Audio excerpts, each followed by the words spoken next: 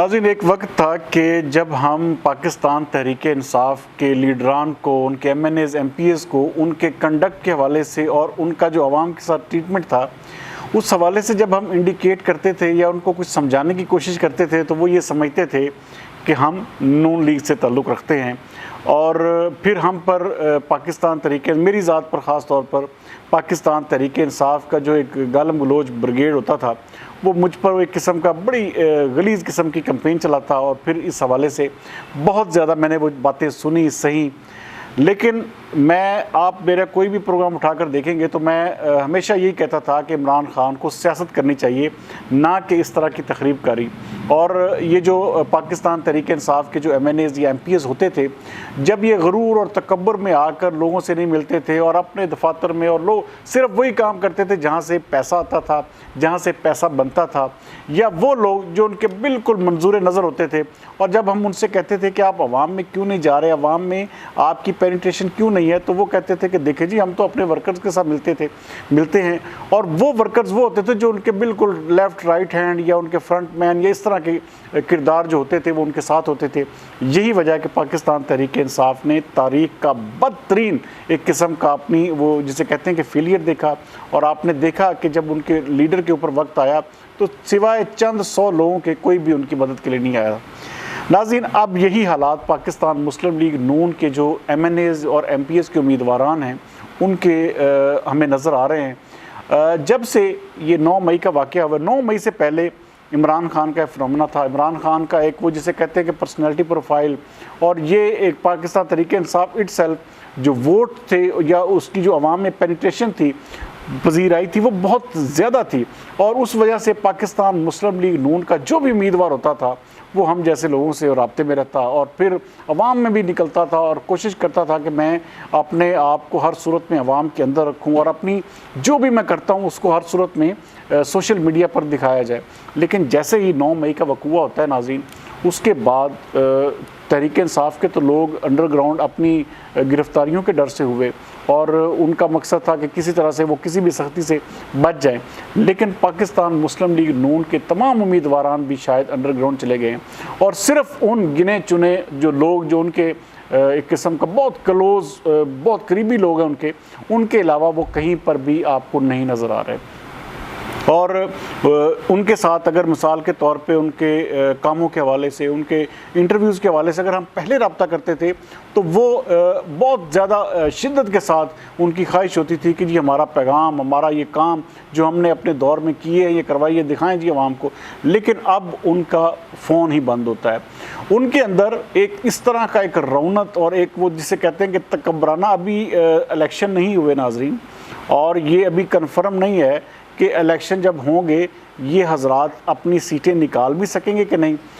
इनको अब सिर्फ ये चीज़ लग गई है कि जी पाकिस्तान तहरीक-ए-इंसाफ चूँकि एक किस्म की वाइप आउट हो गई है और इस्टेब्लिशमेंट जो है उसने भी डंडा उठाया हुआ है कि जी पाकिस्तान तहरीक-ए-इंसाफ को हर सूरत में हमने साइडलाइन करना है, तो हमारा जो है नंबर लग चुका है और अगली हुकूमत जो है वो हमारी आने वाली है। ये पाकिस्तान मुस्लिम लीग नून के लोगों की एक अप्रोच है जो मैं आपको बता रहा हूँ। लेकिन नाज़रीन, ऐसा बिल्कुल भी नहीं है। इसमें बहुत सारे लोग ऐसे होंगे जो कि बिल्कुल भी इलेक्शन नहीं जीतेंगे। और इलेक्शन ये देखें बड़ी अभी क्रिटिसाइज़ हो रहा है कि इस्तेहकाम पाकिस्तान पार्टी जो है जी ये तो इसका लीडर ही कोई नहीं है जी, इसकी तो वो पर्सनैलिटी नहीं है वो। लेकिन नाज़रीन याद रखें कि इस्तेहकाम पाकिस्तान पार्टी उन लोगों को टिकट देगी, उन मजबूत उम्मीदवारों को टिकट देगी जो पाकिस्तान तहरीक-ए-इंसाफ में टिकट जिनको नहीं दिया गया और जो मेरिट पर आते थे और बड़े मजबूत उम्मीदवार थे। नाज़रीन, इनका मुकाबला पाकिस्तान मुस्लिम लीग नून का उनके साथ होगा,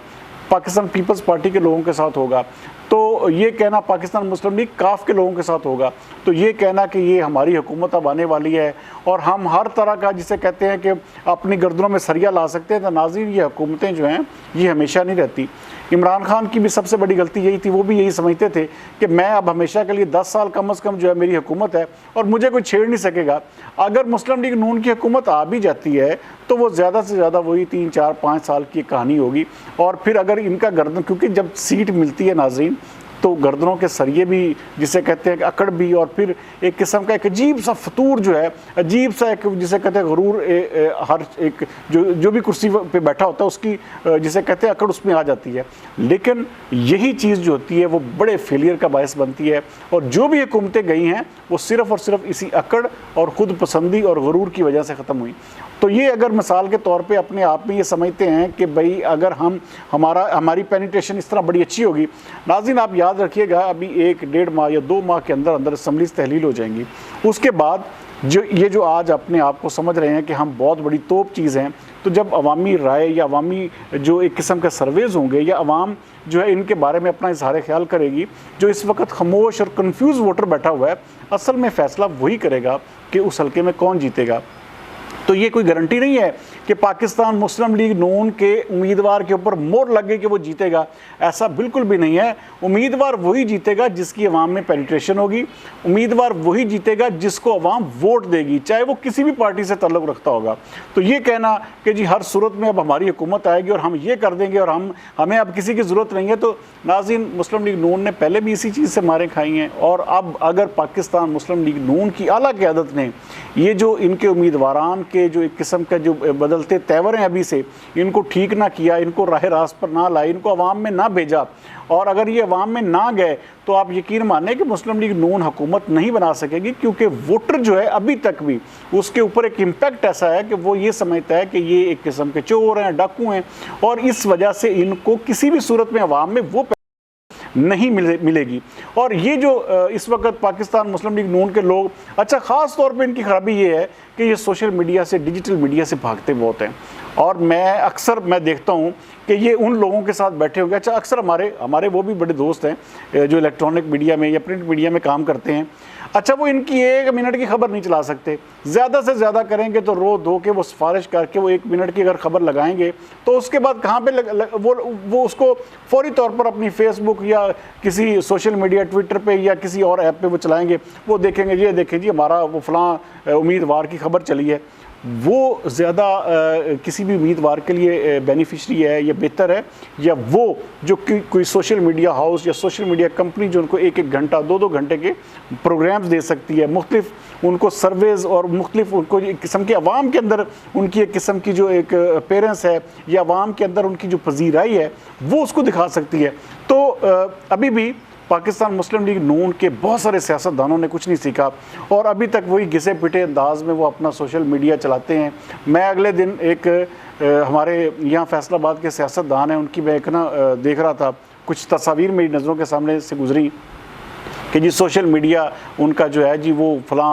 उम्मीदवार साहब का जी उसकी मीटिंग हुई, और देखा तो बिल्कुल बच्चे से 2-3 बैठाए हुए और बिल्कुल छोटी उम्रों के, और जिनको शायद ये भी नहीं सेंस होगी कि जी भाई ये सोशल मीडिया यूज़ कैसे किया जाता है, या इस तरह के लोग और इस तरह का अपने आप को दिखा के जी हमने बहुत बड़ा जी क्या कहते हैं कि हमारी पेनिट्रेशन, और सिर्फ क़यादत को दिखाना कि देखें जी हम जो सोशल मीडिया की पॉलिसीज़ है वो भी अपना रहे हैं। लेकिन ऐसा बिल्कुल भी नहीं है नाजरीन। जब तक ये बात मेरी आप लिख लें, मुस्लिम लीग नून अगर ये चाहती है कि दोबारा वो हुकूमत में आए और वो आवाम में अपनी हैसियत, देखें मैं कहता हूँ वज़ीर आज़म शहबाज शरीफ किसी भी वज़ीर आज़म से ज़्यादा मेहनत कर रहा है, शायद मियाँ नवाज शरीफ से भी ज़्यादा, और इस वक्त अगर मिसाल, लेकिन क्या है कि जो नीचे टीम है, नीचे बहुत सारे ऐसे लोग हैं। अब ये हमारे शहर फैसलाबाद डिवीज़न की मिसाल ले लें तो यहाँ पर बहुत सारे ऐसे लोग हैं जो कि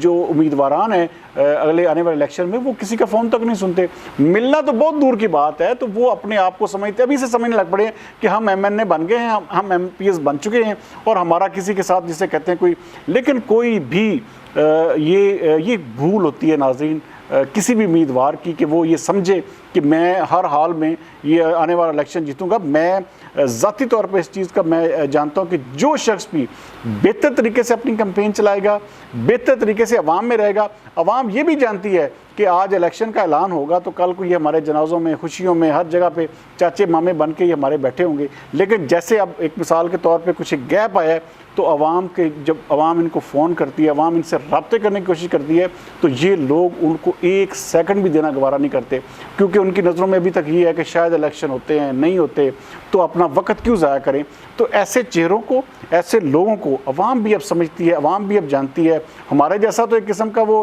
बेवकूफ़ बंदे तो पहली फुर्सत में समझ जाते हैं कि भाई ये आखिरकार इनके साथ होने क्या जा रहा है। और अगर यही रवैया और अगर यही क्राइटेरिया अगर पाकिस्तान मुस्लिम लीग नून के उम्मीदवारों ने रखा तो आने वाला इलेक्शन जीतना इनके लिए नामुमकिन हो जाएगा। मैं अभी कुछ देर पहले मैंने एक ट्वीट किया जिसके ऊपर मैंने लिखा था कि मुस्लिम लीग नून अपनी जो खोई हुई साख है या खोई हुई हैसियत है बहाल करने के लिए पंजाब और वफाक में काम कर रही है, तो सबसे पहले अपने उम्मीदवारों की गर्दनों में से सरिया निकाले। यकीन माने